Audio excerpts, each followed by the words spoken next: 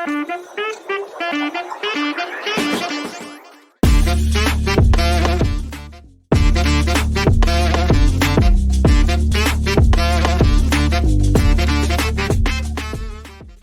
عليكم شباب اولى ثانوي، اخباركم ايه؟ يا رب تكونوا كلكم بخير يا شباب. في بدايه الامر حابين بس ننبه كام كلمه او نقول كام نقطه مهمه جدا نتناقش فيها مع بعض، وكلامي هيكون موجه بطريقين. اول نقطه حابب ان اتكلم فيها مع الطالب ومع الاب والام او ولي الامر، وكلام برضو بننصح بيه نفسي وموجه لنفسي ولزمايلي المدرسين، باعتبار ان انا اخ صغير ليهم لو يقدروا يقبلوا النصيحه. طيب، اول حاجه خالص يا شباب، احنا بالنسبه لنا احنا بنواجه نظام جديد او بنواجه ماده جديده، كومباين ساينس او العلوم المتكامله، نازله بقى لها حوالي اسبوع. تمام كده؟ تمام. اول نقطه خالص، كولي امر ما تتسرعش في حكمك على حاجه زي كده، لان احنا اصلا المدرسين ما نقدرش ان احنا نديك فيها حكم كامل الا لما نتفاعل مع الماده دي ونختلط ونحتك بيها مده كبيره، وليكن على الاقل ترم واحد. تمام؟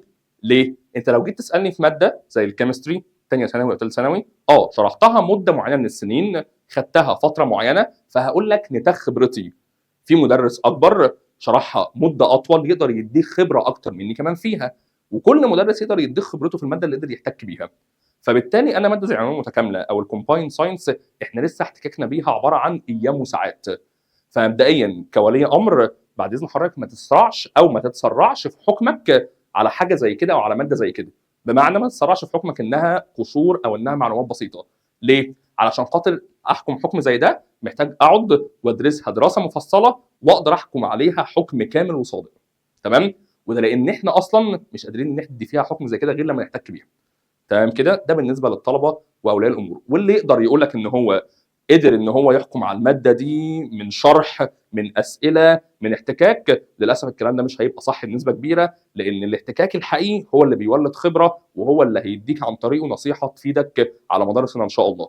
وبعدين برضه شباب، ده نقطه مهمه جدا حابين نتكلم فيها، مع احترامي للجميع، ده مستقبل ابن حضرتك او بنت حضرتك، يعني ده مستقبل حد غالي عليك. تمام؟ مش حابين نجامل بيه. ولو طالب قدر ان هو يبذل مجهود في اولى وثانيه وثالثه، بالتالي هيكون النتاج ده كله ان ربنا هيكرمه بحاجه كويسه جدا فيها بعد او في الحياه الجامعيه ان شاء الله. ودي حاجه مش محط ان احنا نهزر فيها او ان احنا نتعامل معاها بطريقه عشوائيه او بطريقه غير منظمه. لا، ابن حضرتك او بنت حضرتك دول قره عينكم، يعني دول اغلى ما عندكم، فبالتالي انتوا بتشوفوا لهم الحاجه الاحسن ايه. وبالتالي احنا بنحاول نقدم لكم حاجه زي كده بقدر ما قدرنا نوصل لنقطه زي كده من علم. تمام؟ تمام. اخر حاجه يا شباب بنتكلم فيها بالنسبه ليا انا وزمايلي، زي ما قلنا احنا الماده دي لسه بنشوفها بقالنا ايام وساعات. تمام؟ يعني احتكاكنا كله بالماده دي سواء مدرس كيمستري او فيزيكس او بيولوجي عباره عن وقت قصير جدا. فبالتالي ادونا فرصه، او لازم يكون احنا عندنا الفرصه ان احنا نقدر نحضر حاجه زي كده بشكل كافي وشكل وافي عشان نقدر نحكم حاجه زي كده. احترامنا الشديد لكل زمايلنا اللي قال ان هو هيشتغل ماده زي كده وهيحاول ان هو يحضر فيها بشكل مهم وبشكل كويس جدا عشان يقدر يطلع بيها بشكل مرضي يرضي نفسه ويرضي طلابه ويرضي اولياء الامور اللي بيشوفوه. وبرضه احترامنا الشديد للمدرس او للزميل اللي قال لا، رحم الله امرئ عرف قدر نفسه، انا مش هقدر ان انا اكون متواجد السنه دي في ماده زي دي الا لما اخد وقت كافي احضرها. كل واحد فينا شباب وكل واحد فينا في الحياه كلها عنده طاقه وعنده قدرات. انا طاقتي وقدراتي غير زميلي غير زميلتي، وكل واحد فينا هو عارف طاقته وقدراته فين. فبالتالي انا قادر احكم على الحاجه اللي قدامي طبقا للطاقه اللي انا هتقدر تطلع مني، فبالتالي اقدر اديها حقها واقدر ادي كل اللي حواليا حقه. فبالتالي بعد اذن الجميع من زمايلنا، احترم عقول البشر، سواء عقل زميل سواء عقل طالب او عقل ولي امر. احترم عقول البشر لما تكون انا لسه ببص على المنهج بقالي ايام واطلع ان انا ليا السبق او ليا الاسبقيه او ليا الافضليه ان انا اتكلمت في الماده دي اول واحد. مش بالاسبقيه اطلاقا، انا ممكن ان انا اسبق واقول اول كلمه بس يكون عندي اخطاء كتير نتيجه لسوء تحضير، وانا عن نفسي بقولها احنا لسه بنذاكر ولسه بنحضر، وهنعيش نذاكر وهنعيش نحضر وهنعيش نعمل اللي علينا طول ما احنا عايشين. احنا بنعمل ايه؟ احنا بنطلب علم، وده اللي امرنا بيه ابونا رسولنا، ده اللي امرنا بيه ان احنا نقدر نعمل كده طول حياتنا. احنا بنطلب علم، نطلب علم وربنا بيسر لنا علم. وده اللي اتقال في الحديث على الرسول صلى الله عليه وسلم: من سلك طريقا يلتمس فيه علما سهل الله طريقا الى الجنه. يعني انا لو سلكت طريق فيه علم ربنا هيسهل لي طريقه للجنه. ودي حاجه من اعظم الغايات في الدنيا. ولو انا عندي علم وكتمته هاجي يوم القيامه هتلجم بلجام النار، وده برضه حديث عن الرسول صلى الله عليه وسلم فيها معناه.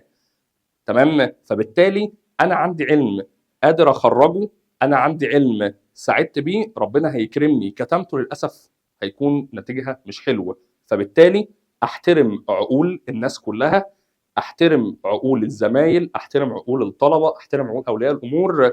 بيكون ان انا لسه ماده بتعرف عليها بقالي ايام، اكيد انا ما لحقتش احضرها التحضير الكافي اللي يخليني انا البص في الماده دي، او يخليني انا التوب او انا الاول في حاجه زي كده، مش بالاسبقيه بل بقوه التحضير وبمدى تحضيرك ومدى مذاكرتك ومدى احترامك لكارير او لمكان زي ده. بس كده يا شباب، مش حابين نطول عليكم، حابين نكون قلنا كام كلمه مهمه في حاجه زي كده، لعل وعسى بنذكر نفسنا، بنستفيد، ولعل وعسى نفيد، عشان نقدر طول ما احنا شغالين تبقى نيتنا واحده خالصه لله، ان احنا نسهل طريق يلتمس فيه علم، فربنا يسهل لنا بيه طريق للجنه ان شاء الله. تمام. وزي ما قلت لك، انت اخويا الصغير، انت اختي الصغيره، كلكم اخواتي الصغيرين، احنا بنحاول نقدم لك المساعده الكافيه بغض النظر عن كنا علاقه ما بين مدرس وطلبه معايا يا شباب. مش حابين يا شباب نطول عليها اكتر من كده، يلا بسرعه نخش ونتكلم عن الكومبايند ساينس او العلوم المتكامله، الصف الاول ثانوي او اولى ثانوي. طيب سريعا كده شباب، الترم الاول او اكسس 1. تمام. بيتكلم عن ايه اكسس 1 بسرعه؟ اكسس 1 يا شباب لو اتكلمنا عنه، هو بيتكون من عده شابترز، بيتكون من حوالي 4 شابترز هنتكلم فيهم في الترم الاول او اكسس نمبر 1 بتاعنا. طيب كلامنا عباره عن ايه؟ كلامنا هيكون بيتكلم عن كومبايند ساينس بشكل عام. هي ماده اسمها كومبايند ساينس ليه؟ عشان بتكلمك عن تكامل الساينسز كلهم مع بعض. بمعنى بنتكلم عن المعلومه بشكل متناول من كل الجهات. بقول لك المعلومه من جانب كيمستري، من جانب فيزيكس، من جانب بيولوجي، من جانب جيولوجي، ومن نقط كتير جدا. فلذلك ربنا يعيننا ونكون بنحضر لك تحضير كافي يقدر يليق بيك، ويقدر ان هو يليق بعقول البشر، سواء طلبه، اولياء امور، زملاء، وهكذا شباب. طيب سريعا كده يا مستر محمد، كومبايند ساينس زي ما قلت لك اكسس 1 او فيرست ترم، الترم الاول بيتكون من 4 شابترز. طيب الفور شابترز بسرعه يا مستر محمد، حابين نتكلم على اول جزء او اول شابتر عندنا، الا وهو الاكواتيك ايكو سيستم. حلو قوي. الاكواتيك ايكو سيستم او النظام المائي اللي هنتكلم فيه بشكل منفصل عن الووتر. حلو قوي قوي قوي قوي. الووتر تعالى بقى كده نعيش مع بعض ونحاول نطلع من الماده دي بالجانب البوزيتيف منها مش النيجاتيف. تعالى نتكلم مع بعض عن المعلومه او عن الميه بجانب متكامل من كل حته. تعالى كده نحس ان احنا قاعدين مع بعض في حلقه علم بنفهم كل حاجه تخص المعلومه اللي احنا عايزين نشرحها. فلما نيجي نتكلم عن الميه، لا شيء يعلو كلام المولى عز وجل. وربنا لما قال في كتابه وجعلنا من الماء كل شيء حي. حلو قوي. فعلا ربنا وهبنا احنا البشر اللي عايشين على كوكب الارض هو الكوكب المائي او اللي بيحتوي على ميه، فبالتالي كانت دي من ضمن النقط اللي خلت كوكب الارض صالح للحياه. ليه بقى؟ اشمعنى الميه بتفيدنا في ايه او هي عباره عن ايه؟ ده اللي احنا هندرسه بالتفصيل معانا شباب في شابتر 1 اكواتيك ايكو سيستم اللي هيفهمني كل حاجه. طيب لو جيت اتكلمت في اول حاجه خالص، عايز اجيب الموضوع من تحت الصفر، من تحت خالص. اول نقطه خالص الووتر، الميه. الميه يا شباب تعتبر transparent liquid or a medium in which many chemical compounds interact and affecting the quality of water and the health of organism depend on it. طيب دكتور محمد، الميه ما تعتبرش transparent liquid وبس. ماشي، كده عارفين الميه transparent liquid، سائل شفاف موجود حوالينا. وغير كده الميه تعتبر ميديم، وسط اولا بيعيش فيه ليفنج اورجانيزمز كتير جدا. تمام. الاكواتيك ايكو سيستم والبيئه المائيه بيعيش فيها ليفنج اورجانيزم اللي بيعيشوا في البيئه المائيه كتير جدا. وبل بالعكس، البيئه المائيه دي ممكن يتواجد فيها مواد كتير تتفاعل معاها وتاثر في الميه، وتاثر في جوده الميه من حيث الاستخدام، وتاثر في جودتها من حيث كدورها انها وسط بيعيش فيه حيوانات، او وسط بيعيش فيه قصدي ليفنج اورجانيزمز كتير. اديك مثال بسيط. الووتر اللي احنا بنشربها، لو لا قدر الله نهر النيل او ايا كان النهر او ايا كان السورس اللي احنا بنشرب منه، لو اتدلق او لو اضيف ليه كيميكالز، مواد كيميائيه معينه، ممكن نوصل لمرحله يقول لك والله الميه اللي متواجده حاليا هي ميه غير صالحه للشرب. وده ليه؟ لان الميه ممكن تتفاعل مع بعض الكيميكال كومباوند، والكيميكال كومباوندز دي تاثر عليها من حيث الاستخدام، تاثر على جوده الميه، تخليها هي صالحه للاستخدام يوسفول ولا ان يوسفول، تخليها ليها بنفيتس وليها اهميه بالنسبه لنا ولا لا. فبالتالي زي ما قلت لك هي ترانسبيرنت ليكويد او هي ميديوم وسط in which many chemical compounds may interact. تقدر تتفاعل مع كيميكال كومباوندز كتير اللي تقدر انها تinteract with affects، تقدر انها تتفاعل وتاثر. تاثر على ايه يا دكتور؟ تاثر على الكواليتي اوف ووتر، تاثر لك على جوده الميه، هل هي جودتها صالحه للاستخدام ولا لا، ومش كده وبس، تاثر على الهيلث بتاع الاورجانيزم ديبند اون ات، وتاثر على صحه الكائنات الحيه اللي بتعتمد على الووتر اللي احنا بنتكلم عليها. بمعنى ايه؟ يعني تاثر على الكائنات الحيه اللي بتعتمد على الووتر، سواء بعتمد عليها في الدرينكينج، في الشرب، بعتمد عليها في الايتنج، بستخدمها ان انا بصنع بيها اكلي، او بعتمد عليها ان انا عايش اصلا في الميه دي. فبالتالي فعلا تقدر برضه تاثر على صحه الاورجانيزمز اللي بتعتمد على الميه بشكل مباشر او غير مباشر. وكده اكون اتكلمت اول حاجه خالص عن ايه المقصود بالووتر، او في البدايه خالص الميه دي عندي عباره عن ايه. طيب دكتور محمد، هي الميه موجوده عندي على الارض صح كده؟ دي حقيقه، الميه موجوده عندي على الارض، وتعتبر الغلاف المائي هو غلاف من اهم الاغلفه او سفير من اهم السفيرز اللي بتميز الارث. طيب هي الارث اصلا يا دكتور محمد او الارض حواليها اغلفه كتير، او الارض حواليها سفيرز كتير او فيها سفيرز كتير؟ طبعا. نتكلم عن الفور ديفرنت سفيرز اوف ايرث. ايه هي الاغلفه الاربعه اللي موجوده على الارض يا دكاتره؟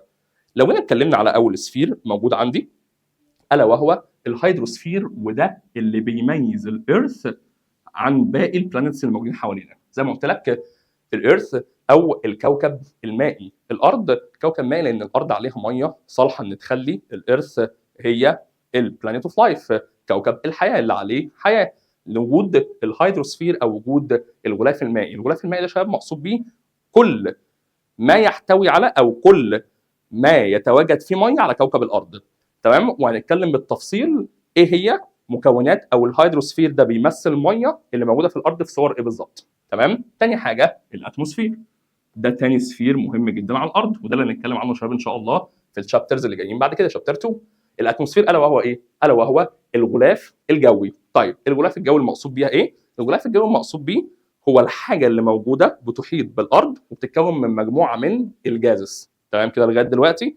الجازس اللي انا وانت بنستخدمهم في حياتنا اليوميه، زي ايه؟ اول استخدام وابسطهم التنفس، تمام؟ الا وهو البريثنج. تمام؟ تاني استخدام حاجات كتير جدا زي الصناعه. ثالث استخدام ان البلانيت بيقدر يعمل اكله بنفسه برضه عن طريق الجازس اللي موجوده في الاتموسفير، وده طبعا اهميته كتير او اهميته كبيره، لو اتكلمنا عنها مش هنسكت. تمام. ثالث سفير الا وهو البايوسفير او الغلاف الحيوي اللي بيتواجد فيه الليفنج اورجانيزمز او الكائنات الحيه اللي موجوده على الارض. واخر سفير او اخر غلاف هو الليدوسفير الا وهو الغلاف الصخري او الصخور اللي موجوده على سطح الارض. طيب مين السفير اللي انا عايز اتكلم عنه بالتفصيل؟ واهمهم الا وهو الهيدروسفير او الغلاف المائي اللي احنا اتكلمنا بالتفصيل في اول سلايد عن ايه هي الووتر، وكلمنا وقلنا تعريف بسيط عنها، وقلنا تواجد الميه على الارث. طيب نخش على الجزئيه اللي بعد كده. بعد ما اتكلمنا عن تعريف بسيط عن الووتر، اتكلمنا عن الديفرنت سفيرز، اهم الاغلفه اللي موجوده على الارض. تعال نتكلم بقى عن النقطه الثالثه المهمه عن الووتر او الهيدروسفير. اتكلمنا عن يعني ايه ووتر، اتكلمنا عن different spheres on earth. تعال نقول بقى ايه هي البريزنس اوف ايرث او البريزنس اوف ووتر on earth، تواجد الميه على الارض. The presence of water on earth، اهم نقطه شباب عايزين نقولها ان سبحان الله الميه او الووتر موجوده على الارث في 3 physical state. بمعنى احنا هنا ممكن اقول water exists، الميه بتتواجد exist on earth in their 3 physical states. بمعنى لما اتكلم عن تواجد الميه او تواجد الميه على الارض، هلاقي ان الميه موجوده على الارض سبحان الله في درجه الحراره العاديه. الميه بتتواجد على الارض في الثري فيزيكال ستيت بتوعها. ايه هم الثري فيزيكال ستيت بتوعها يا دكتور محمد؟ الميه موجوده على الارض اولا في اول فيزيكال ستيت خالص، الا وهي السوليد ستيت. وفعلا الووتر موجوده على الارث في السوليد ستيت في صوره الايس او السنو، الثلج او الجليد. تاني ستيت موجوده فيها الووتر الا وهي الليكويد ستيت، الا وهي الووتر اللي احنا بنشربها العاديه، الليكويد ووتر. صح كده؟ تمام. ثالث حاجه الجازيوس ستيت، والووتر موجوده في الجازيوس ستيت في صوره الووتر فيبر او بخار الميه. بخار الميه بخار الميه اللي موجود في الاتموسفير او موجود في الغلاف الجوي. ويبقى كده سبحان الله اول ميزه واهم ميزه ان الميه بتتواجد على الارض في درجات الحراره العاديه جدا. تقدر تتواجد الميه في 3 حالات. يعني ايه؟ جبت كوبايه ميه عاديه جدا، كوبايه الميه دي لقيتها سخنه رحت حاطط فيها ثلج. تمام كده؟ الايس دي اول صوره من صور الووتر اللي هي السوليد ستيت، حاططها اصلا في كوبايه ميه فيها ووتر ليكويد. يبقى دي ثاني فيزيكال ستيت للووتر موجوده في الارض في التمبريتشر العاديه اللي هي الليكويد ستيت. ثالث صوره الووتر موجوده في الجو اللي احنا قاعدين فيه دلوقتي. الاير اللي في الاوضه اللي انا قاعد فيها دلوقتي موجود فيها ووتر فيبر. واديك دليل على حاجه زي كده، تعال اديك دليل. لو جبت ازازه ميه، ازازه الميه اللي جنب ابراهيم دي لو جيت خدتها منه، ازازه الميه دي ساقعه تمام وشبرت. لما اقول لك يعني ايه ازازه الميه شبرت؟ لما اقول ازازه الميه شبرت دي يعني ازازه الميه درجه حرارتها منخفضه، وبخار الميه اللي موجود في الاوضه لما يخبط في ازازه الميه الساقعه يعمل زي ما بخار الميه اللي طالع من الرز يخبط في غطا الحله بتاعت ماما. بخار الميه اللي طالع من حله الرز بخار انجاز ستيت، لما يخبط في غطا الحله الساقع اللي كان في المطبخ عادي راحت ماما واخداه وهو ساقع مغطيه بيه الحله، بخار الميه درجه حرارته مرتفعه. او اول ما يطلع ويخبط في غطا الحله الساقع تلاقي غطا الحله عليه نقط ميه. جت منين نقط الميه دي؟ لما بخار الميه خبط في حاجه ساقعه فرجع ليكويد تاني. ودي حقيقه غطا الحله اللي عندي هيعمل زي ازازه الميه المشبره، ازازه ميه ساقعه درجه حرارتها منخفضه. الجو بتاع الغرفه اللي احنا قاعدين فيه ده في ووتر فيبر. تخيل ان الووتر فيبر اللي في الجو اللي احنا عايشين فيه ده يخبط في ازازه الميه الساقعه يعمل زي ما بخار الميه خبط في غطا الحله، تلاقي في نقط ميه اتكونت على الازازه. مصدرها ايه بقى نقط الميه دي يا حبيبي؟ مصدرها بخار الميه او الووتر فيبر اللي موجود في الاوضه سبحان الله. وكده تتواجد فعلا الووتر في الثري فيزيكال ستيت في النورمال تمبريتشر. السوليد ستيت الا وهي الايس، ليكويد ستيت الدرينكينج ووتر، والجاز ستيت الا وهي الووتر فيبر. تمام كده يا شباب لغايه دلوقتي زي الفل. نمسك بقى حاله حاله نتكلم عن تواجدها بالتفصيل وموجوده في الطبيعه او موجوده حوالينا في صوره ايه. يلا بسرعه نتكلم عن اول حاجه خالص the presence of water in liquid state. تواجد الميه في الصوره السائله. نسمي الله بسم الله ونصلي على النبي صلى الله عليه وسلم. اول نقطه خالص لما نيجي نتكلم عن تواجد الميه في الحاله السائله في الليكويد ستيت او ال H2O ليكويد. وخد بالك لما اكتب لك H2O انت عارف من اعدادي ان دي الميه. طيب ما انت عارف ان الميه ليها 3 فيزيكال ستيت. يا سلام بقى لو قمت كاتب لك كده جنبها بتوين براكت حرف ال، تفهم انت على طول ان ال ده اختصار لكلمه ايه؟ اختصار لكلمه ليكويد. تمام كده يا شباب لغايه دلوقتي يا رب تكون الدنيا بسيطه. بيقول لك ايرث كاركترايزد باي هيدروسفير، ومعلومه اللي قلت لك في الاول الارض بتتميز فعلا بالهيدروسفير الغلاف المائي اللي بيميزها عن بقيه البلانيتس. طب الحمد لله. Then the other planet in our solar system. حلو قوي. ليه بقى الهيدروسفير بيميز الارض عن بقيه الكواكب؟ سؤال بسيط. هو دلوقتي لما اكون واقف في الشارع تمام وعايز استلم اوردر اونلاين من حد جايبه لي، حلو، انا عايز اعلم نفسي بحاجه مميزه واضحه فيا الناس يشوفوها في الشارع. فلما اكلم الاوردر او لما اكلم الشخص اللي هيجيب لي الاوردر، الو يا فلان انا واقف لك في الشارع لابس تيشيرت لونه ايه؟ ازرق. دي حاجه واضحه فيا، فهو لما يبص على الناس التيشيرت اللي انا لابسه واضح ولونه واضح. قابلتك. نفس القصه في الارض. الارض شباب من الفضاء باين فيها فعلا الغلاف المائي او باين فيها الهيدروسفير، وده معناه ان الهيدروسفير بيمثل نسبه كبيره، الميه بتمثل نسبه كبيره من الارض ولا لا؟ طبعا. عشان كده قلت لك as liquid water cover about 70% of the earth's surface، لان الميه السائله بتغطي حوالي 70% من سطح الارض، من earth's surface. حلو كده الكلام لغايه دلوقتي؟ كلام جميل. يبقى كده الميه بتغطي 70% من الارث سيرفيس، والباقي عباره عن لاند، عباره عن التربه العاديه جدا. كلام جميل، كلام جميل. حلو قوي. قال لك بقى حوالي 97%، حوالي 97% من الميه اللي موجوده على الارض دي found in form of salt water، موجوده في صوره مياه مالحه. تمام؟ الميه المالحه تبقى موجوده فين؟ تبقى موجوده في الاوشنز، محيطات، موجوده في السيز، البحار، وموجوده في السولتي ليكس او البحيرات المالحه. تمام؟ كلام جميل. المحيطات فعلا ميتها ميه مالحه. غير كده السيز ميتها مالحه، وكذلك السولتي ووترز. احنا عارفين يا شباب ان اكبر اجزاء فيها ووتر موجوده على الارث هي الاوشنز، المحيطات، والمحيطات ميتها سولتي، ومعاها السيز ومعاها السولتي ليكس. عشان كده الميه المالحه او السولت ووتر بتمثل النسبه الاكبر من اجمالي الووتر على الارث. عشان كده نسبه السولتي ووتر من، وخد بالك كمان بيقولوا بالله عليك، نسبه الميه من اجمالي الووتر اللي على الارض حوالي 97%. طيب الباقي كده كام؟ قال لي الباقي كده 3%. تمام؟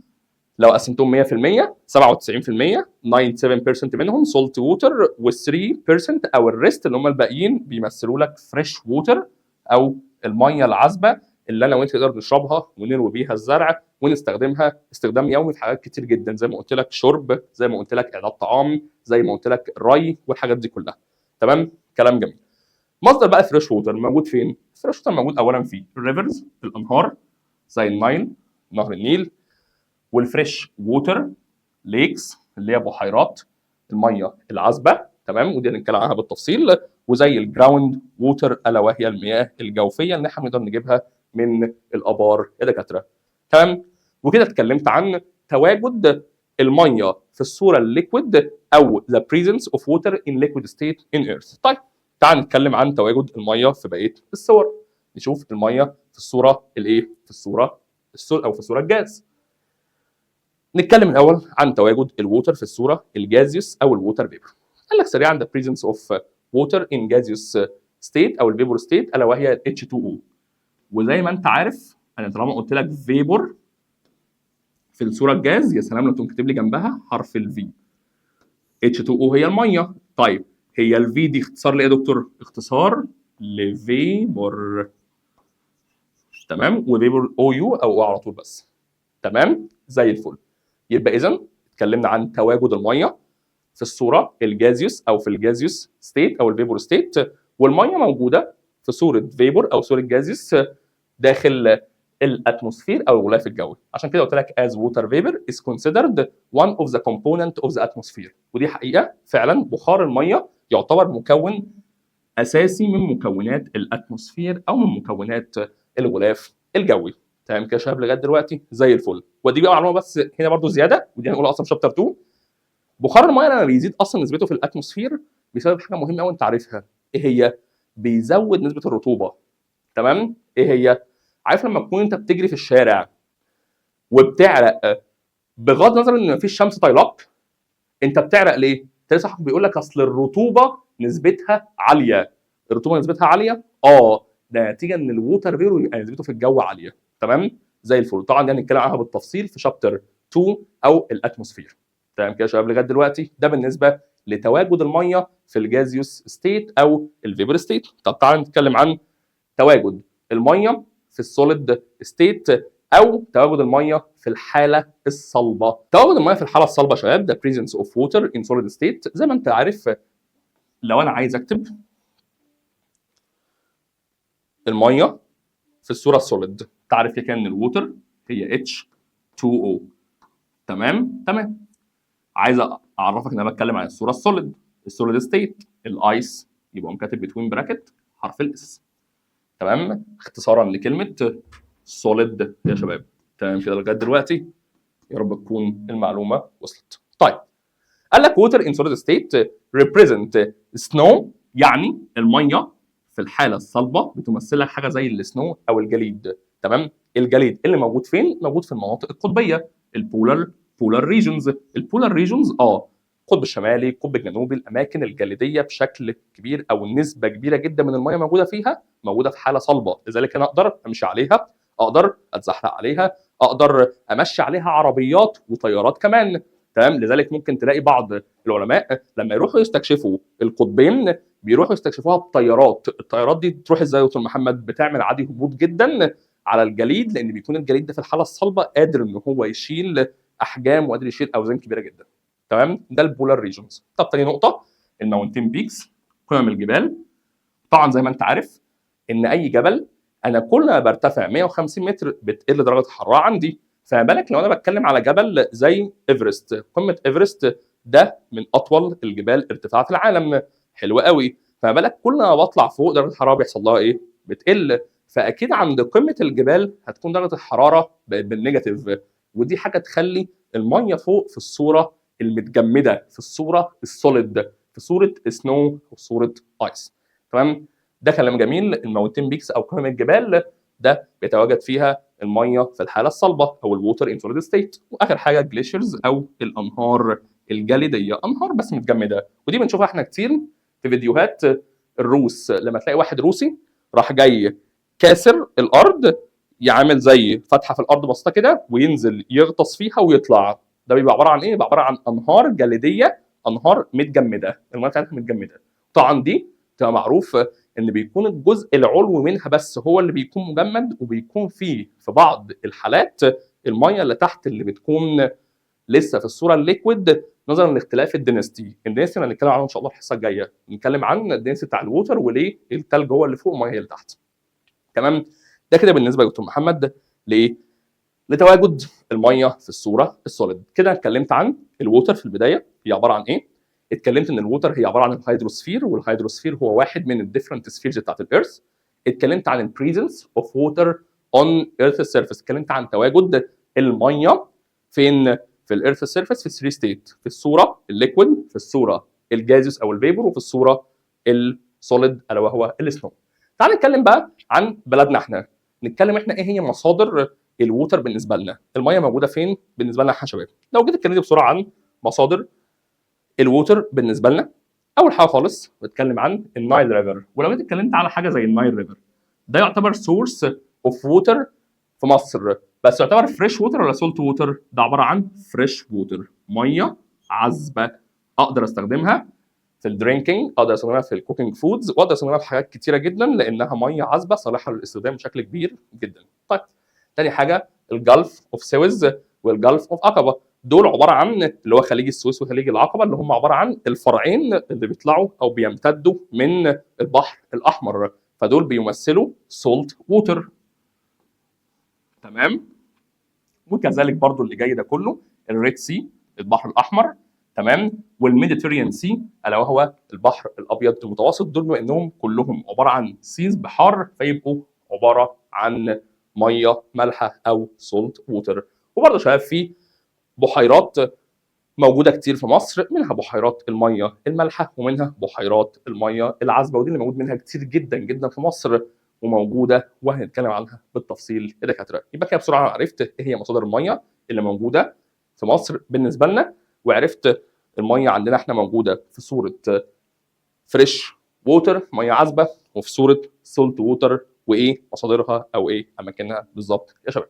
طيب بعد ما اتكلمت عن اول حاجه ايه هو ديفينيشن الووتر، اتكلمت عن ان الميه الهيدروسفير الغلاف المائي جزء من الديفرنت سفيرز او الاغلفه اللي موجوده على سطح الارض، واتكلمت على ايه هي الديفرنت سفيرز اللي على الارض. اتكلمت عن البريزنس اوف ووتر في الثري فيزيكال ستيت، سواء الصوره الليكويد والصوره السوليد والصوره الجازيوس او الفيبر. واتكلمت عن وجود الميه في مصر. تعال بقى نتكلم على حاجه مهمه جدا جدا جدا، الا وهي ايه يا دكاتره؟ الا وهي الووتر سايكل ان ناتشر، دوره الميه في الارض او في الطبيعه. تمام؟ ايه هي بقى الووتر سايكل او ايه هي دوره المياه على سطح الارض؟ طيب سريعا كده مستر محمد قال لي water exists on earth's surface or near the earth's surface and change between its three states. كلام جميل جدا جدا.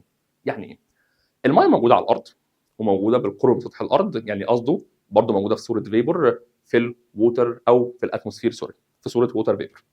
وبتقدر الميه انها تتنقل من الحالات المختلفه او من الثري فيزيكال ستيت للووتر اللي هم السوليد والليكويد والايه والجاز او الفيبر. طيب خلال ما يعرف باسم الووتر سايكل الناتشر او الهيدرولوجيكال سايكل.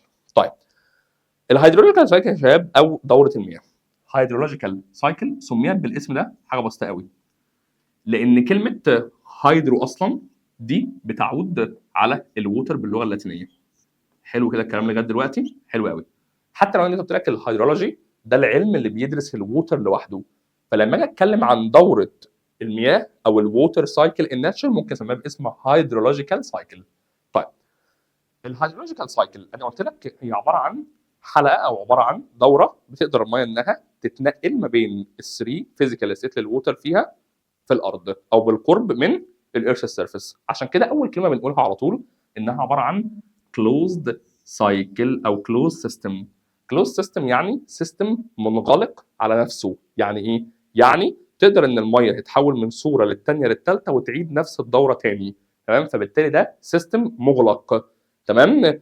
بيعيد نفسه بشكل مستمر. عشان كده قلنا لك كلوز سيستم through which خلال الكلوز سيستم الميه water moves from one place to another. حلو قوي. الميه بتتنقل من مكان للتاني بمختلف الطرق through many different paths، عن طريق مسارات مختلفه.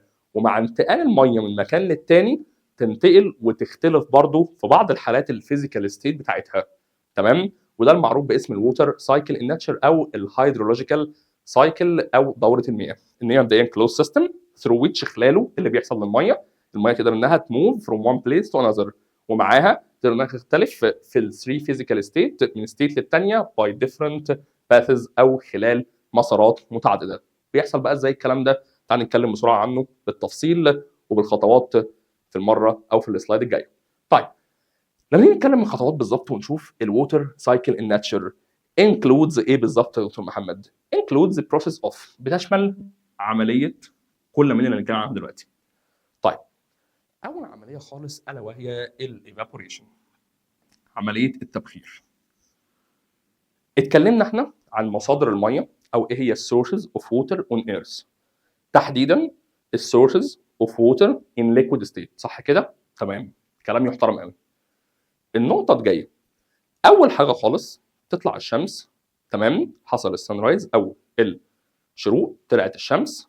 الشمس اول ما طلعت على طول الاشعه بتاعتها اصطدمت بالووتر سورسز اون ايرث، اصطدمت بالمسطحات المائيه على الارض. حلو قوي.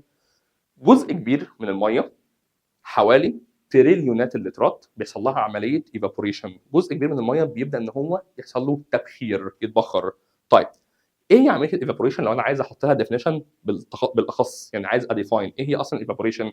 سريعا هقول الايفابوريشن هي عباره عن بروسيس، هي عمليه process of changing water، هي عملية تغير changing of water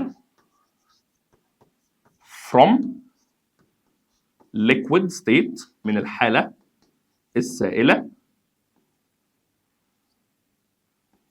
from liquid state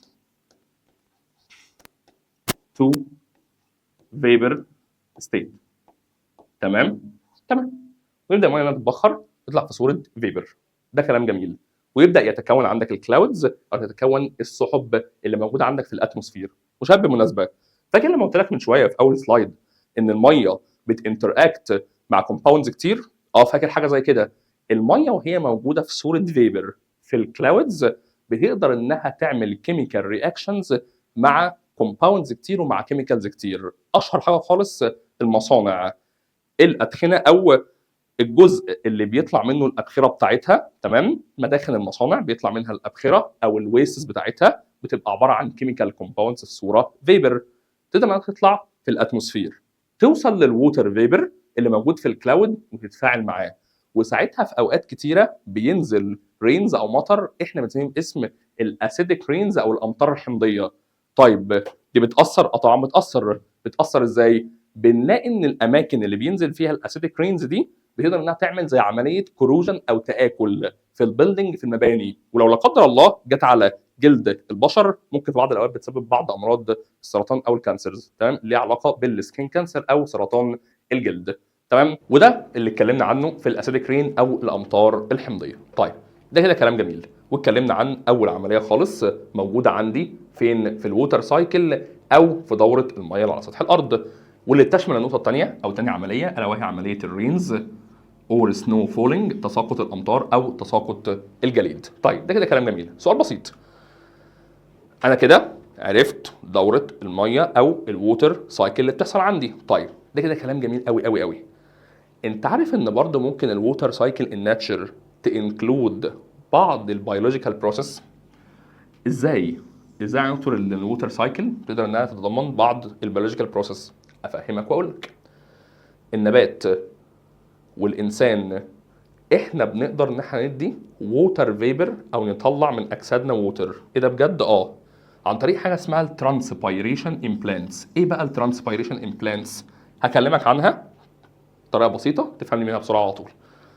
النبات او البلانتس في درجات الحراره المرتفعه جدا او درجات الحراره المرتفعه، علشان خاطر يقدر النبات ان هو يرطب عن نفسه، تمام، زي ما احنا البشر بنعرق، بيقدر النبات يعمل عمليه اسمها عمليه ترانسبيريشن.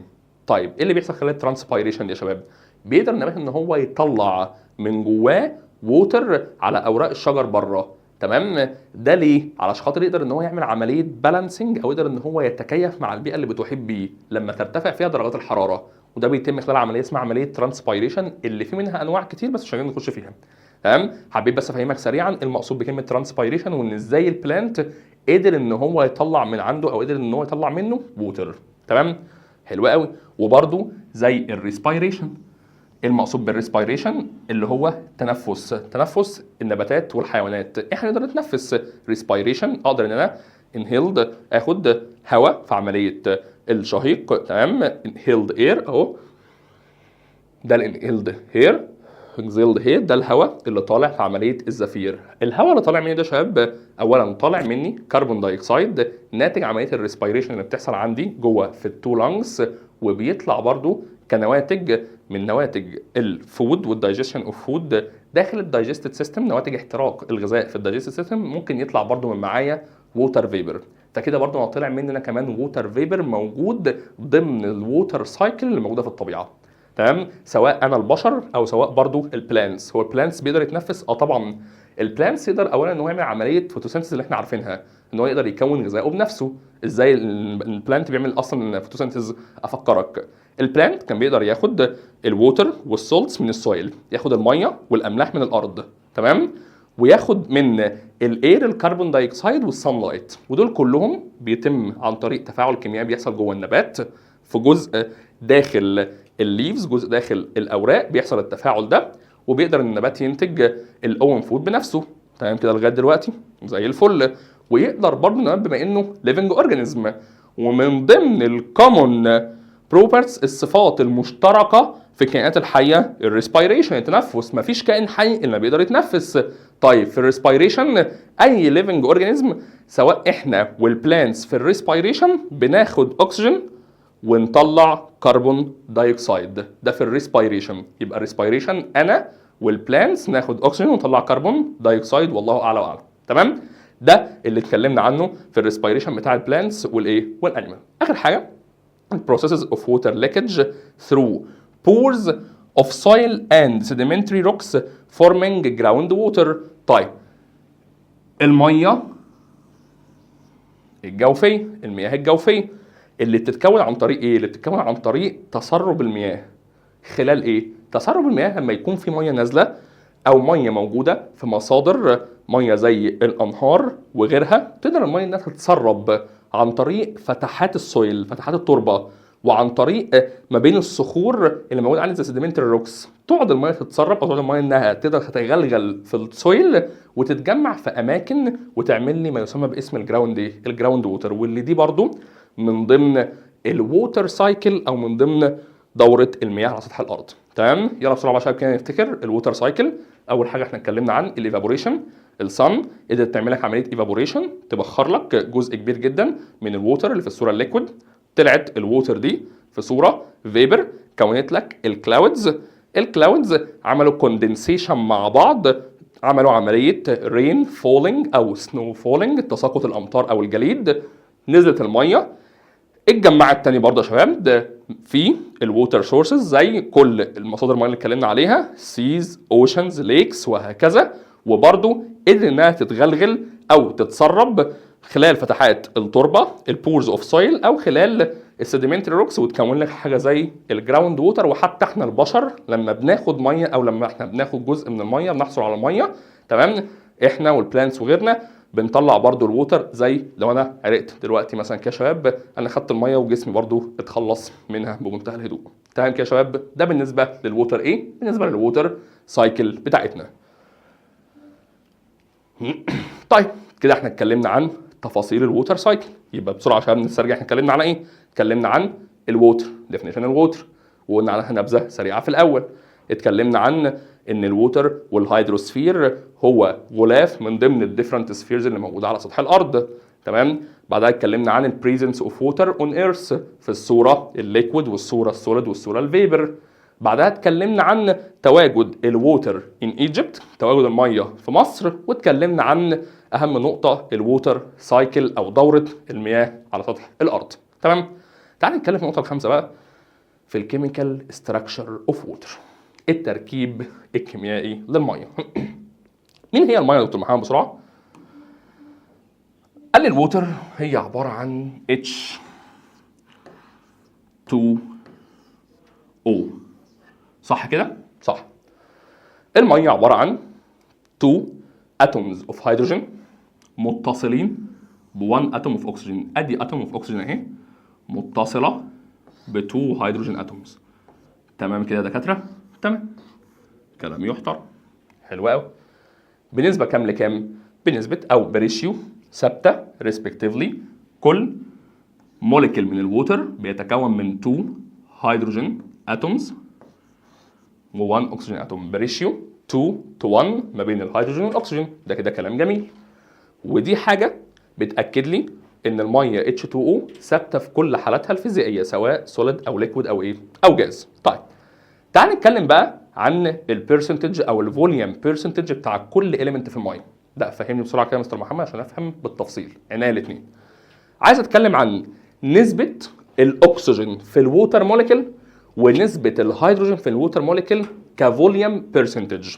يعني بمعنى اصح، الخلاصه، نسبه الاكسجين في الووتر موليكيول نسبه كبيره ولا نسبه الهيدروجين نسبه كبيره؟ طيب افهمها ازاي؟ افهمك يا شباب، بس ركز معايا الاثنين واحده واحده يا دكاتره. ادي الهيدروجين، لو انا قلت لك ان الماس بتاعه الهيدروجين اتوم الواحده 1 AMU، تمام، حلو، وقلت لك ان الماس بتاعه الاكسجين اتوم الواحده 16 AMU، ماشي، انا كده بجيب لك ماس الاتوم الواحده. في مشكله كده لغايه دلوقتي؟ لا مفيش مشكله. وقلت لك تعال نحسب سوا انا وانت نسبه الهيدروجين في الووتر موليكيول. طيب لما اقول لك انا عايز احسب نسبه الهيدروجين، نسبه الهيدروجين percentage of هيدروجين، عايز احسب نسبه الهيدروجين in water molecule. مين هو الووتر موليكيول؟ اللي هو ال H2O، صح كده؟ صح. فاكر لما انا كنت بقول لك ينفع تحسب لي نسبتك المئويه في مجموعك السنه اللي فاتت؟ كنت بتحسبها ازاي؟ افكرك، كنت تقوم عامل كده وتقوم قايل انا مثلا دلوقتي يا مستر محمد جبت المجموع الكلي في ثالثه اعدادي مثلا 270، وعايز احسب انا جبت كام كنسبه مئويه. لما حد يسالني جبت كام في الميه، اقول له 97%، 95%. كنت بحسبها ازاي؟ بقول المجموع بتاعي، تمام، على الكل، المجموع الكلي تايمز 100، صح كده؟ صح كده. ولو جيت جربتها احسبها معاك دلوقتي اهو، لو جيت جربتها وجيت احسب النسبه المئويه بتاعتي، هقول مجموعي 270 على 280 في 100%، هلاقي ان مجموعي نسبة مئوية 94.4 94.4. صح كده؟ مش ده اللي انت بتعمله كطالب وانت بتحسب نسبتك المئوية؟ نفس القصة اللي انا هعملها وانا بحسب النسبة المئوية بتاعة الهيدروجين، بحسب برسنتج الهيدروجين في الووتر موليكيول كله. ايه ده بجد؟ تعالى بقى افهمك اكتر عشان تركز معايا. نمسح بس الحتة بتاعت النسبة بتاعت المجموع دي، مش عايزين فضايح، تمام؟ ونركز بقى هنا. صلي بينا على النبي. انا بحسب اي نسبة دلوقتي؟ نسبة الهيدروجين. طيب نسبة الهيدروجين اللي عاملة زي مجموعي. هو انت عندك الووتر موليكيول الواحد فيه كام هيدروجينة؟ فيه 2. ماشي، دو كده 2 هيدروجين. هي الهيدروجين الواحدة الماس بتاعتها بتساوي كام؟ بتساوي 1. حلو قوي، يبقى كده 2 تايمز 1. كده ده شبه مجموعي انا حاطه فوق. ديفايدد توتال، عشان عملت ديفايدد المجموع الكلي. اقسم بقى على التوتال كله مره واحده. التوتال هو انت الميه كلها مش عباره عن 2 هيدروجين؟ ادي 2 تايمز والاتش الواحده ب 1، 2 تايمز 1. هي الميه عباره عن هيدروجين بس؟ لا، ده هيدروجين ومعاها اكسجين، يبقى الاتش 2 اهي 2 تايمز 1 زي الفل، بلس الاول واحده قلت لك الماس بتاعتها بتساوي كام؟ 16 اهي، 16 بلس 16. في مشكله؟ ده كده التوتال تايمز 100. شوف بقى انت البرسنتج دي بتساوي كام عندك، احسبها معايا على الكالكوليتور. انا هحسبها معاك مع اني عارفها، بس نحسبها سوا مع بعض.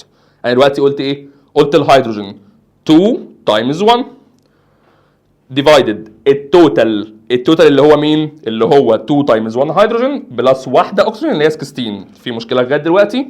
عايز اجيب البرسنتج او النسبه المئويه، يبقى عامل تايمز 100. طلعت معاك كام في النهايه؟ طلعت معايا 11.11%.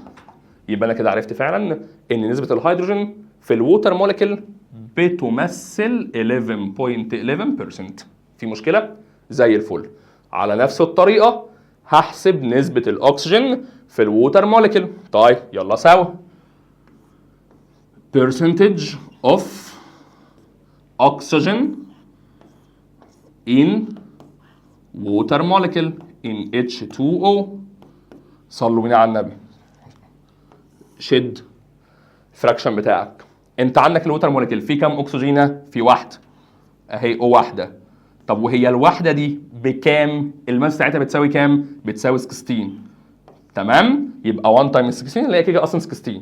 تمام؟ انا بس كتبت لك هنا 1 عشان اعرفك ان الووتر موليكيول ما فيهوش غير اكسجينه واحده. طيب ديفايدد التوتال كام؟ ايه هم التوتال اللي جبناهم هنا يا شباب؟ ادي التوتال اهم، اللي هم 2 تايمز 1 2 هيدروجين اهم، والاتش الواحده ب 1 يبقى 2 تايمز 1 بلس الاول واحده اللي هي ب 16 تايمز 100. شوف كل ده على الكالكوليتر كام؟ حلو قوي. يبقى انا هقول 1 تايمز 16. حلو الكلام. ديفايدد التوتال 2 تايمز 1 بلس 16. كل الكلام ده تايمز 100 في الاخر، يطلع معاك كبرسنتج 88.89%. ويبقى كده فعلا الاكسجين بيمثل لك 88.89% من الماس بتاعه الووتر موليكيول كله يا شباب. ويبقى انا كده قدرت اجيب نسبه الاكسجين موليكيول، او قدرت اجيب نسبه الاكسجين في الووتر موليكيول، وقدرت اجيب نسبه الهيدروجين في الووتر موليكيول يا دكاتره. يلا نخش على الحته بعد كده. بعد ما اتكلمنا عن اول جزء خالص في الكيميكال ستراكشر اوف ووتر، واتكلمنا عن ان التركيب الكيميائي للميه H2O، وعرفنا ان الريشيو او البرسنتج، واتكلمنا عن نسبه الهيدروجين للاكسجين في الووتر ريسبكتيفلي 2 to 1، واتكلمنا عن نسبه الهيدروجين في الووتر موليكيول كام اللي كانت 11.11، ونسبه الاكسجين في الووتر موليكيول اللي كانت كام؟ كانت 88.89%، وفهمنا نحسبهم ازاي. طيب تعال نتكلم اكتر تفاصيلا اكتر في الكيميكال ستراكشر للووتر موليكيول. طيب اول حاجه بيقول لك ان التو هيدروجين اتومز ار لينكد تو اوكسجين اتوم باي تو كوفالنت بوند. حلو قوي. واحده واحده بقى. سلام على النبي يا شباب. تعال نتكلم اكتر كجزئيه كيمستري. الهيدروجين انا عارف من صغري ان هو H1، الاتوميك نمبر بتاعه H1، ودي مش عليك حفظ، انا بس بقول لك الحته دي للتوضيح. تمام؟ يعني لو جيت عملت كونفيجريشن للهيدروجين هقول K فيها 1 الكترون. حاجه صعبه لغايه دلوقتي، تمام. كذلك الاكسجين O8. لو جيت اوزع واعمل كونفيجريشن هتبقى K2 L6. تمام. كنت بقول لك زمان ان الاتوم دي اتوم كيميكالي انستيبل، غير مستقره كيميائيا، وكذلك الاكسجين برضو الاتوم بتاعته كيميكالي انستيبل. ليه؟ لان الاوتر موست انرجي ليفل، اخر انرجي ليفل، غير مكتمل بالالكترونز. لو الاوتر موست انرجي ليفل اكتمل بالالكترون بقت الاتوم دي ستيبل. طب لو الاوتر موست انرجي ليفل اللي هو اخر انرجي ليفل فيه الكترون لو incompletely filled، غير مكتمل، مش مليان الكترونز، يبقى كده الاتوم دي كيميكالي انستيبل. تمام. ويبقى كده الهيدروجين والاكسجين دول انستيبل. بس خد بالك، لو قلت لك ان الهيدروجين والاكسجين دول الاثنين نون ميتال. نون ايه يا دكتور محمد؟ نون ميتال. نون ميتال يعني يعملوا ايه؟ يعني عشان خاطر يشتركوا مع بعض ويتحدوا مع بعض خلال تفاعل كيميائي، لازم يعملوا يا اما جين الكترونز يا اما يعملوا شيرنج للالكترونز. يعملوا ايه؟ شيرنج. شيرنج. صلي بينا على النبي عليه الصلاه والسلام. لو انا جيت اتكلمت عن الاكسجين اتوم، ادي الاكسجين اتوم، هي عندها كام الكترون في الاوتر موست انرجي ليفل؟ عندها كام الكترون في اخر انرجي ليفل؟ قال لي عندها 6 الكترونز. كلام يحترم. 6 الكترونز. تعالى نرسمهم هنا في صوره نقط. يلا بينا. ادي 1 2، انا هرسم 6 الكترونز. 3 4 5 6. صح كده؟ صح. تمام. والهيدروجين كل اتوم عندها الكترون واحد. كلام يحترم. ادي الهيدروجين عندها الكترون واحد، والهيدروجين الثانيه عندها برضو الكترون واحد. صح كده؟ صح. انا قلت لك التو اتومز دول نون ميتال، تمام. والنون ميتال معروف في التفاعل الكيميائي بيعمل يا اما جين الكترونز عشان خاطر يكمل اخر انرجي ليفل بالالكترون، يا اما يعمل شيرنج. حلو كده الكلام؟ كلام يحترم.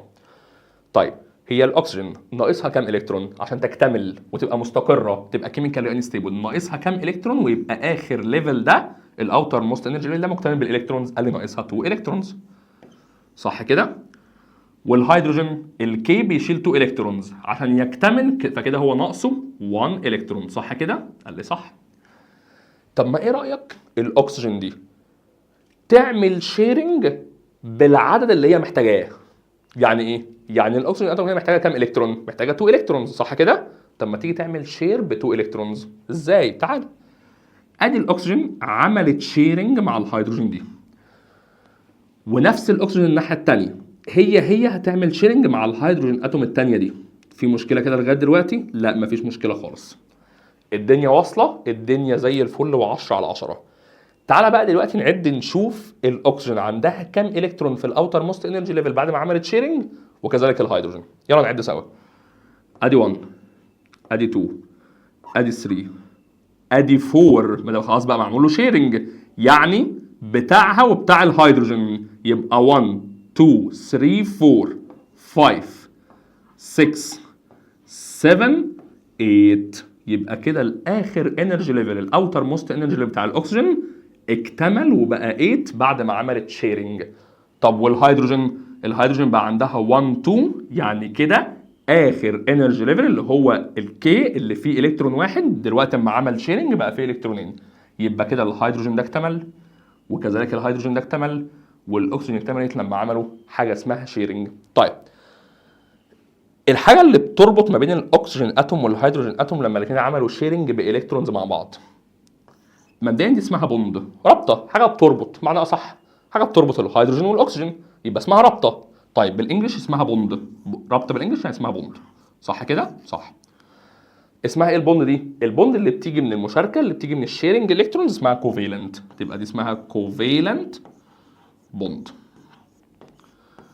يبقى كده الووتر موليكيول عندها كام كوفيلنت بوند؟ كده الووتر موليكيولز عندها 2 كوفيلنت بوند ما بين الاكسجين اتوم والهيدروجينتين دول. فيبقى كده الووتر موليكيول الواحد بيحتوي على 2 كوفيلنت بوند. يا دكاتره في مشكله كده لغايه دلوقتي؟ يا رب تكون المعلومه دي واصله بشكل مهم جدا. طيب ده الووتر موليكيولز. وده هنا في نقطة مهمة جدا جدا جدا جدا. مبدئيا ما بين التو بوندز دول في انجل بتساوي 104.5.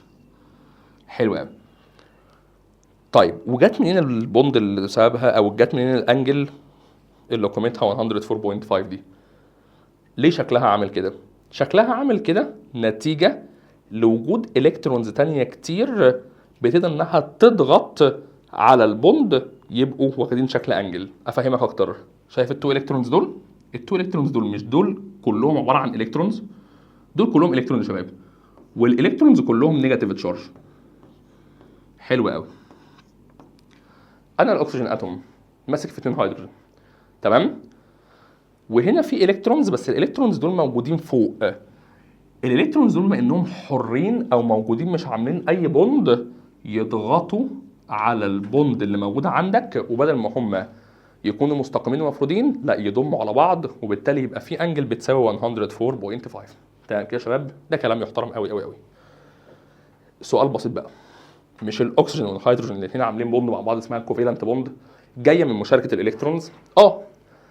لما يكون في تو نون ميتالز او في تو اتومز بيعملوا شيرنج بالكترونز مع بعض، لازم اخد بالي من نقطه مهمه جدا الا وهي الالكترون نيجاتيفيتي. طيب ايه المقصود بكلمه الكترون نيجاتيفيتي؟ الكترون نيجاتيفيتي من الاخر هي عباره عن قدره الاتومز انها تشد الالكترونز ناحيتها. طبعا كلمه الكترون نيجاتيفيتي والديفينيشن بتاعها بالتفصيل: the ability of atom to attract the electron of bond toward itself. قدره الاتوم على جذب الالكترونز بتاعت البوند ناحيتها. في مشكله؟ لا مفيش مشكله. طب لو انا كمستر محمد قلت لك ان الاكسجين عنده الكترون نيجاتيفيتي اعلى، تاني كده معلش، لو انا قلت لك ان الاكسجين عنده الكترون نيجاتيفيتي اعلى، تستفاد انت من المعلومه دي. لما اقول لك ان الاكسجين عنده الكترون نيجاتيفيتي اعلى، كده انت فهمت معلومه مهمه قوي، الا وهي ايه؟ انا كده فهمت ان الاكسجين عنده قدره شد اعلى للالكترونز دي من الهيدروجين. يعني بالمنطق الالكترونز اقرب للاكسجين ولا للهيدروجين؟ قال لي مين اللي عنده قدره شد اعلى يا مستر؟ مين اللي عنده الكترون نيجاتيفيتي اعلى؟ الاكسجين. يبقى كده الالكترونز اقرب للاكسجين من الهيدروجين. طيب ينفع اسالك سؤال بسيط؟ اسال يا دكتور. مش كده الاكسجين دي عندها هاير الكترون نيجاتيفيتي، عندها قدره شد على الالكترونز؟ يعني الالكترونز ناحيه الاكسجين، صح ولا انا غلطان؟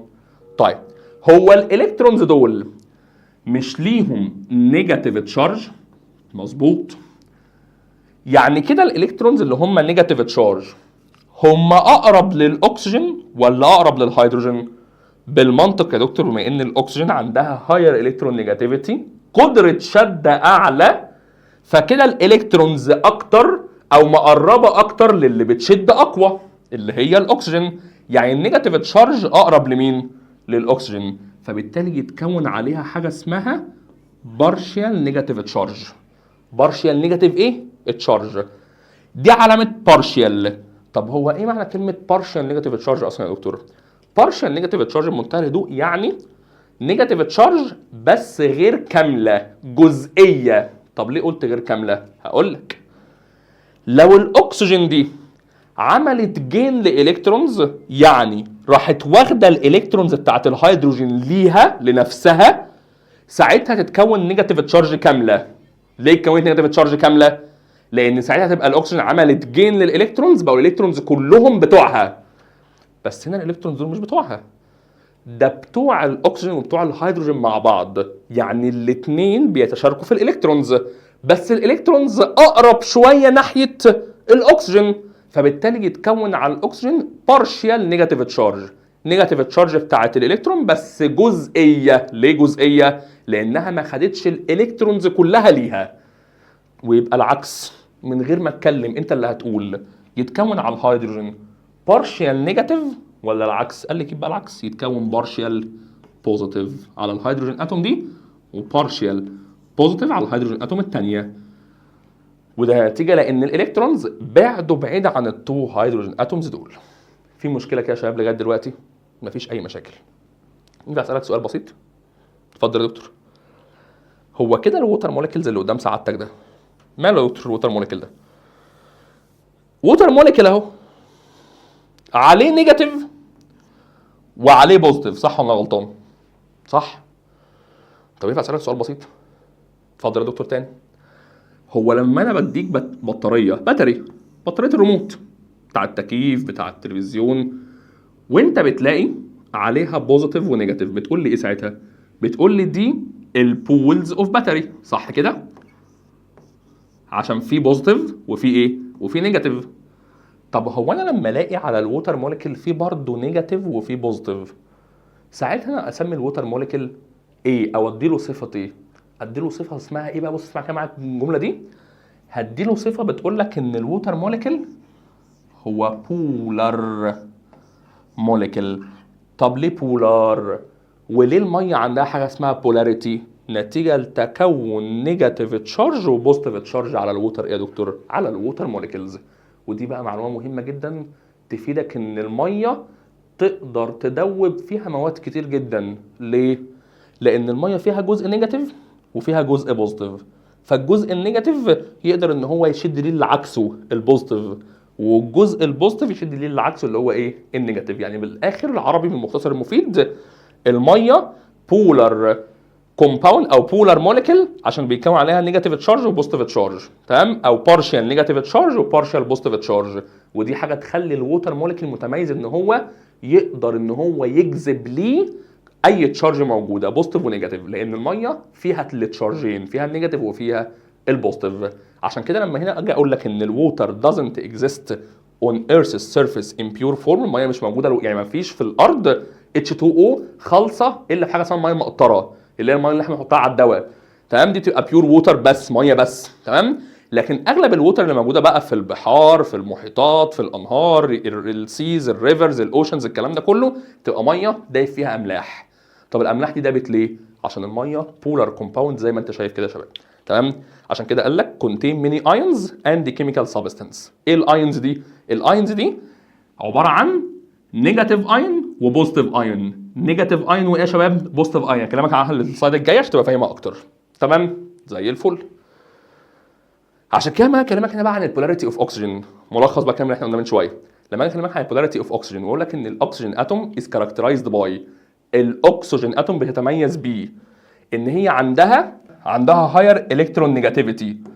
حلو قوي، يبقى بتتميز انها عندها هاير الكترون نيجاتيفيتي، عندها قدره شد اعلى من مين؟ من الهيدروجين. دي الاكسجين يا شباب. في مشكله كده لغايه دلوقتي؟ ده كده كلام جميل. الاكسجين اتوم is characterized by its higher electron negativity than hydrogen. So ده الكترونز، لذلك الالكترونز اوف بوند، الالكترون بتاعت البوند اللي بين الاكسجين والهيدروجين، ادي الاكسجين اهي، تمام؟ بسرعه، الكترون هنا، الكترون هنا على طول مع الهيدروجين، على طول مع الهيدروجين. ساعتها الالكترون اوف بوند ار اتراكتد، يتشدوا اكتر ناحيه انهي اتوم؟ اللي عندها قدره شد اعلى، اللي عندها الكترون نيجاتيفيتي اعلى، يبقى يتشدوا ناحيه الاكسجين اتوم. ويكونوا بقى على الاكسجين ايه؟ يكونوا عليها البارشال نيجاتيف تشارج اللي احنا شرحناها في السلايد اللي قبل دي، اللي هي كان شكلها عامل كده اون ذا اوكسجين اتوم. ويتكون العكس على الهيدروجين، البارشال بوزيتيف تشارج اللي احنا رسمناها كده on the hydrogen atom which is characterized by، والكلام ده بيعرف باسم البولاريتي اوف ووتر موليكيول. ليه بولاريتي؟ عشان كده الووتر موليكيول فيها بارشال نيجاتيف على الاكسجين وفيها بارشال بوزيتيف على الهيدروجين، ففي نيجاتيف وبوزيتيف خلت الميه تبقى بولار كومباوند يا دكاتره. خش على اللي بعده بسرعه. يبقى كده اتكلمنا عن يعني ايه بولاريتي اوف ووتر موليكيول. عشان كده بقى نشوف بقى ايه هي تبعيات الكلام ده كله. قال لك ذا بولاريتي اوف ووتر موليكيول بتسبب ايه بقى؟ تعال نقول بتسبب ايه.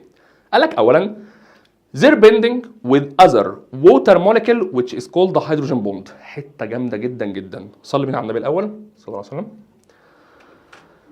هو الميه دلوقتي يا شباب موجوده حوالينا على الارض، وانا افتح الحنفيه وبينزل منها ووتر موليكيول في صوره ليكويد. بالمنطق هل انا افتح الحنفيه بلاقي الووتر موليكيول نازل نططه؟ يعني كل ووتر موليكيول رايح في حته؟ لا، مفيش الكلام ده. ده ربنا خلق لنا الميه بتنزل صب، عشان كده قال لنا ولقد صببنا الماء صبا. ليه؟ ده معناه ان الووتر موليكيول مترابطين مع بعض. ازاي الووتر موليكيول مترابطين مع بعض؟ افهمك يعني الاثنين. ادي ووتر موليكيول اهو،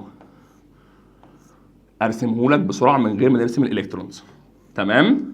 ده كده ووتر موليكيول. في مشكله زي العسل، الاكسجين دي عليها نيجاتيف او بارشال نيجاتيف، والتو هيدروجين دول عليهم بارشال بوزيتيف. حلو قوي. وادي اكسجين موليكيول ماسك في 2 هيدروجين وعمل لك ووتر موليكيول تاني، دي عليها بارشال نيجاتيف ودي عليها بارشال بوزيتيف. تمام؟ تمام.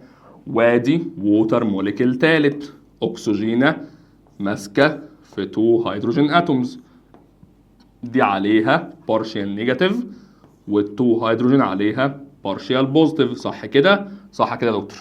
سؤال بسيط، دي هيدروجين عليها بارشال بوزيتيف ودي اكسجين من موليكيول تاني عليها بارشال نيجاتيف.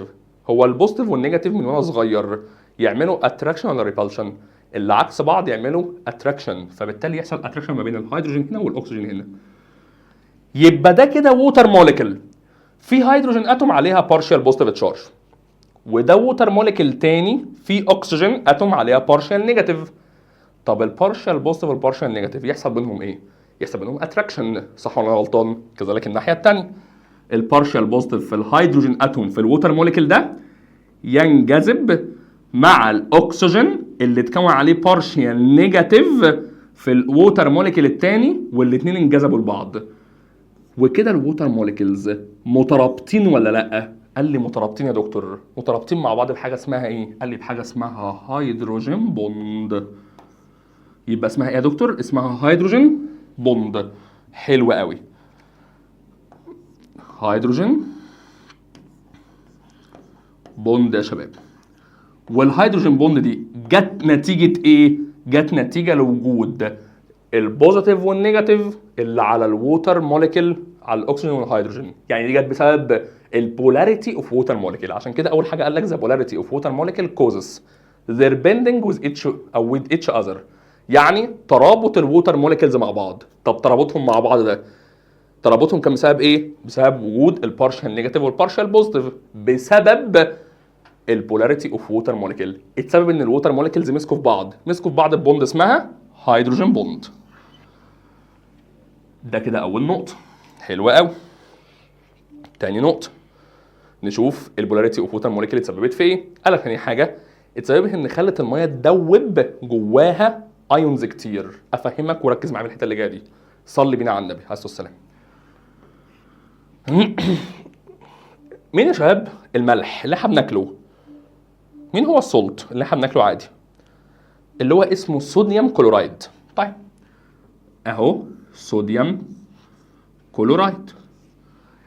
تيجي ندوبه في الميه سوا؟ تعال ندوبه في الميه سوا. هو الصوديوم كلورايد ده لما يدوب، اللي هو الملح الابيض لما بيدوب في الميه، انا بشوفه بعينيا؟ لا ما بشوفوش يا دكتور. ليه؟ اتفكك، داب. تمام. طب لما يتفكك، لما ايه يتفكك؟ يتفكك. فكوا كده معايا، فك معايا كده السولت ده.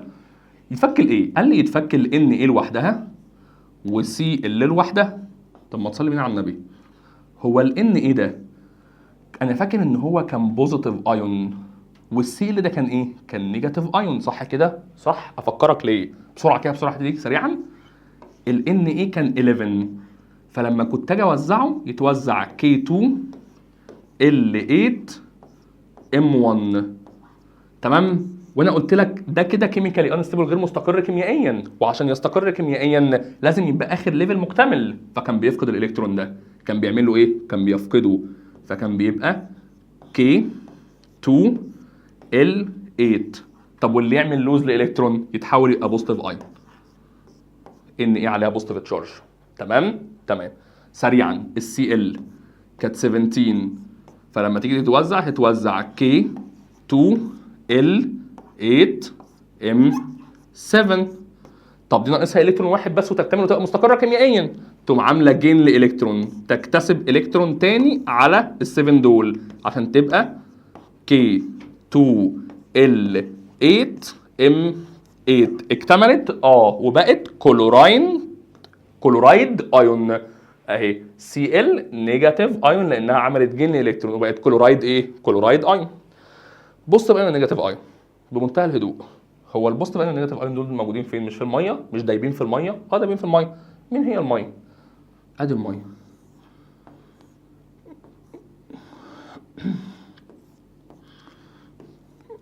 صح كده؟ مش الاكسجين دي كان متكون عليها بارشال نيجاتيف تشارج؟ يا دكتور. والهيدروجين دي كان متكون عليها بارشال بوزيتيف تشارج؟ برضه يا دكتور. طب سؤال بسيط، هي مش السي ال نيجاتيف؟ نيجاتيف. تروح منجذبه للاتش البوزيتيف. ما هو نيجاتيف يشد البوزيتيف. والاو دي مش عليها بارشال نيجاتيف؟ يا دكتور. تروح جاذبه الان ايه اللي عليه بوزيتيف. عشان كده الميه قدرت تعمل ايه؟ قدرت تعمل ذوبان، قدرت انها تدوب كومباوند كتير، ودي حقيقه. الميه بتدوب الاف الكيميكال كومباوندز والاف السبستانس. عشان كده قال لك gave water the ability to dissolve many salts and break them down into hydrated ions، وتكسرهم لايونز زي ما انت شايف كده. طب ليه اتكسروا الايونز؟ لان لما يتكسروا البوزيتيف ونيجاتيف، البوزيتيف هيلاقي عكسه اللي يروح يمسك فيه. فالصوديوم ايون البوزيتيف راح مسك في الاكسجين اللي عكسه اللي هي النيجاتيف، والسي ال النيجاتيف تروح تمسك في عكسها اللي هو الهيدروجين البوزيتيف، فتلاقي اللي تمسك فيه برضه. عشان كده تقدر انها تحولهم لهايدريتد ايونز. والمقصود بكلمه هايدريتد ايونز يعني ايونز دايبين في الميه، ايونز مماهه. تمام كده يا شباب؟ وده كده كان تاني سبب من اسباب الايه؟ البولاريتي، او الحاجات اللي سببتها البولاريتي اوف ووتر. اهم نقطه بقى يا شباب دلوقتي عايزين نقول عشان نقفل بيها الحصه. اخر حاجه بيقول لك ان البويلنج بوينت اوف بيور ووتر ريتش 100 سيليزيوس. دي حقيقه. بص يا شباب في الحته دي وركز معايا عشان دي اخر حاجه ومهمه جدا جدا جدا نقفل بيها الحصه على كده. انت عارف ان الميه H2 ماشي، في كومباوند اسمه هيدروجين سلفايد H2S شبه الميه برضه. تمام؟ انت عارف ان الميه عشان اغليها يعني احولها من ليكويد لفيبور، تمام؟ سهله.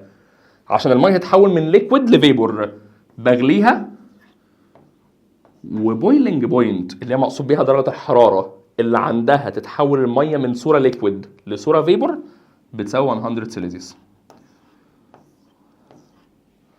تمام؟ انت عارف بقى ان ال H2S او الهيدروجين سلفايد ده برغم ان شبه الميه كده بالظبط، بس تعرف ان درجه حرارته اللي بيتحول عندها من ليكويد لفيبور او من ليكويد لجاز، عارف بتساوي كام؟ بتساوي نيجاتيف 61 سيليزيوس. يا نهار ابيض، ايه الفرق الكبير ده؟ يعني عشان احول الميه من ليكويد لفيبور لبخار اسخنها لغايه ما درجه حرارتها تبقى 100 ديجري سيليزيوس، والهيدروجين سلفايد عشان خاطر احوله من ميه لجاز تبقى درجه حرارته نيجاتيف 61. ايه ده؟ ليه الفرق الكبير؟ ليه الميه عشان تتبخر درجه حرارتها عاليه ليه تحتاج حراره عاليه قوي كده؟ ليه تحتاج تسخين عالي قوي كده؟ قال لك لان منتهى الهدوء الميه عندها ما يعرف باسم الهيدروجين بوند. ركز معايا كده بسرعه. فاكر لما انا قلت لك من شويه ان الووتر موليكيول يقدر يمسك ووتر موليكيول تاني زيه بحاجه اسمها هيدروجين بوند؟ افتكرت يا دكتور لما كانت الاكسجين دي عليها بارشال نيجاتيف والهيدروجين عليها بارشال بوزيتيف، وكانت الاكسجين دي عليها بارشال نيجاتيف فمسكوا في بعض، وكذلك الناحيه الثانيه. صح كده؟ صح. ما هي الهيدروجين بوند دي يا باشا بوند، عشان اكسرها واخلي الووتر موليكيولز يبقوا لوحدهم فيتبخروا. ما خد بالك الووتر موليكيولز ماسكين في بعض، فنازلين نازلين ميه، نازلين ليكويد لسه ماسكين في بعض، فبالتالي الووتر موليكيولز قريبين من بعض عاملين لك ليكويد ستيت. طيب انا عايز ابعد الموليكيولز عن بعض عشان يتبخروا ويبقوا فيبور، يبقى انا كده عايز الحاجه اللي ربطاهم تتكسر، الموليكيولز يبعدوا عن بعض ويتبخروا. قال لك يبقى بمنتهى الهدوء كسر الحاجه اللي ماسكه لك الووتر موليكيول. ايه اللي ماسك لك الووتر موليكيولز ببعض؟ الهيدروجين بوند، كسرها. طب مش الهيدروجين بوند دي جايه من الشد بتاع النيجاتيف والبوزيتيف مع بعض؟ يبقى عشان تكسرها بقى يا نجم محتاج طاقه كبيره. طب عشان اكسرها بطاقه كبيره محتاج اسخن، فمحتاج اسخن لغايه ما اوصل لكام؟ لغايه ما اوصل ل 100 ديجري سيلسيوس. وصل كده يا دكاتره؟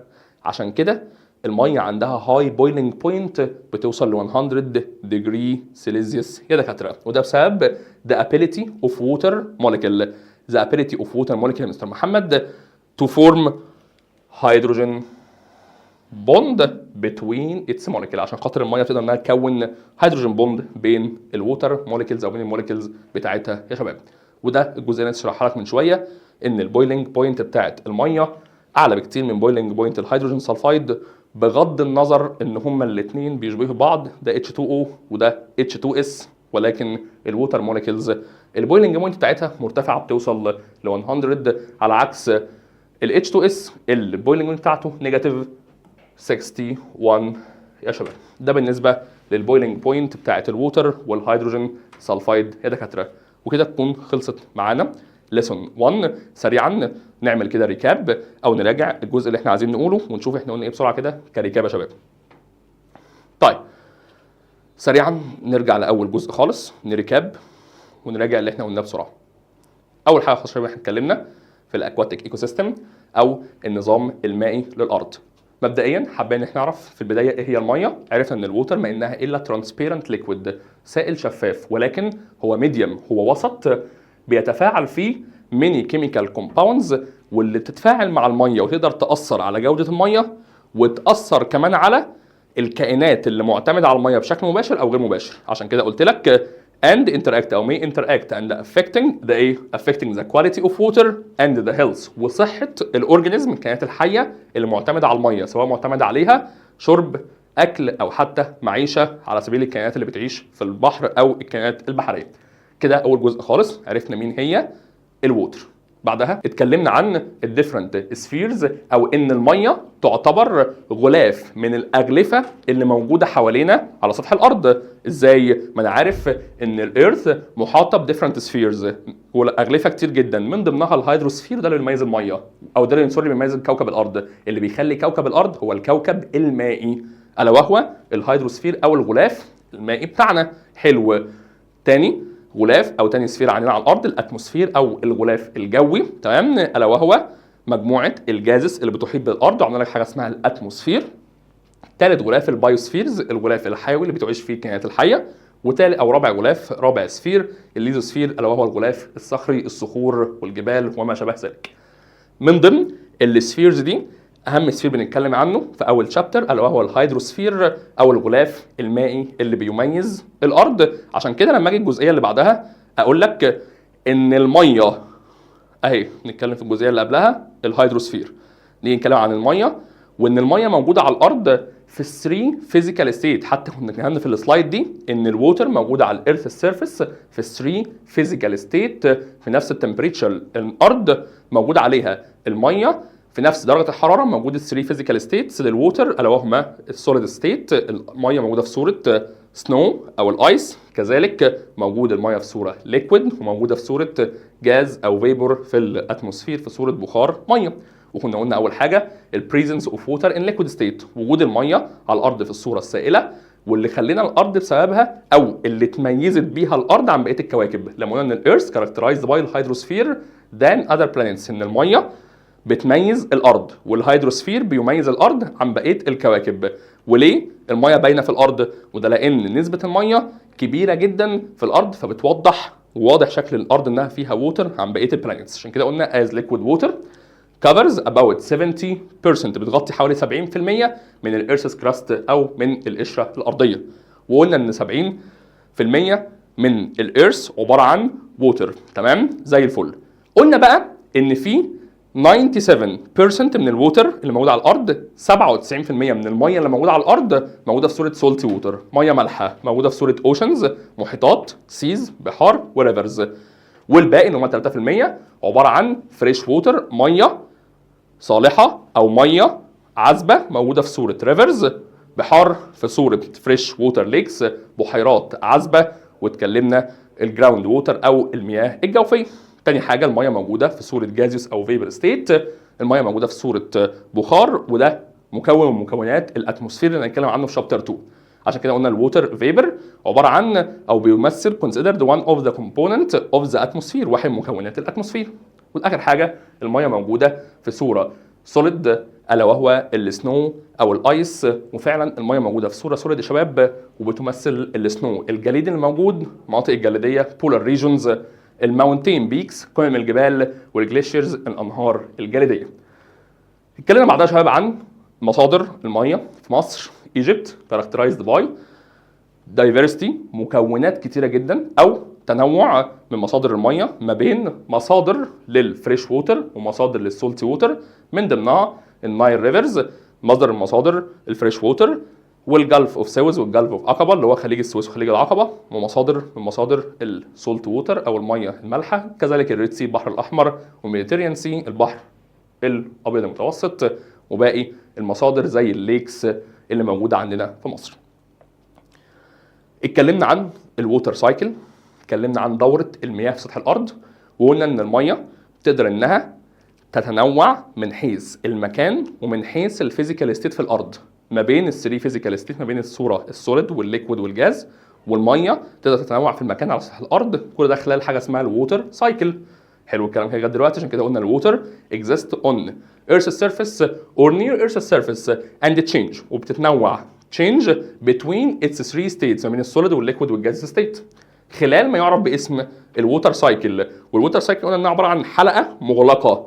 حلقه مغلقه ازاي؟ حلقه مغلقه ومستمره، الووتر عماله تتنقل من مكان للتاني ومن ستيت للتانيه وبتعاد بنفس الانتظام، فبالتالي مفيش اي تغير في اللي بيحصل عندك، او بمعنى اصح ده عباره عن كلوز سيستم. كلوز سيستم through which الووتر موفز من place to another. water moves from one place to another، وبالتالي برضو تختلف من ستيت للتانيه بسبب الطريقه المختلفه ايه هي. طيب سريعا قلنا ايه اللي بيحصل في الووتر سايكل.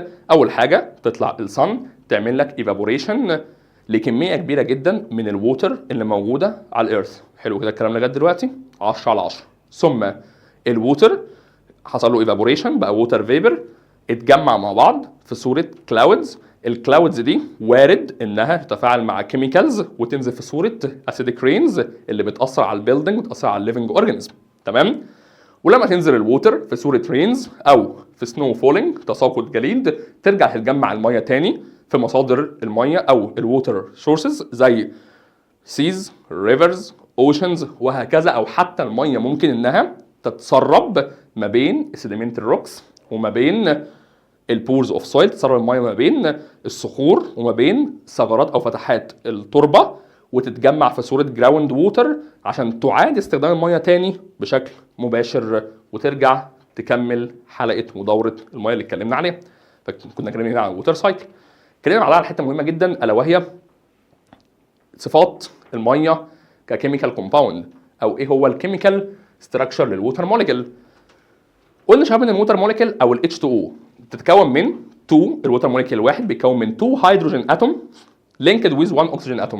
تاني الووتر موليكيول بيتكون من 2 هيدروجين اتومز linked with 1 oxygen atom ببرسنتج ثابته او بريشيو ثابته 2 to 1، 2 هيدروجين اتوم ل 1 oxygen atom. يعني مفيش ووتر موليكيول اقدر الاقيه H4O2، لا هي النسبه ثابته 2 to 1، 2 هيدروجين ل 1 oxygen. تمام حلو قوي. وحسبنا وطبعا عرفنا ازاي نحسب نسبه الاكسجين في الووتر موليكيول كله، وعرفنا ازاي كمان نحسب نسبه الهيدروجين في الووتر موليكيول كله.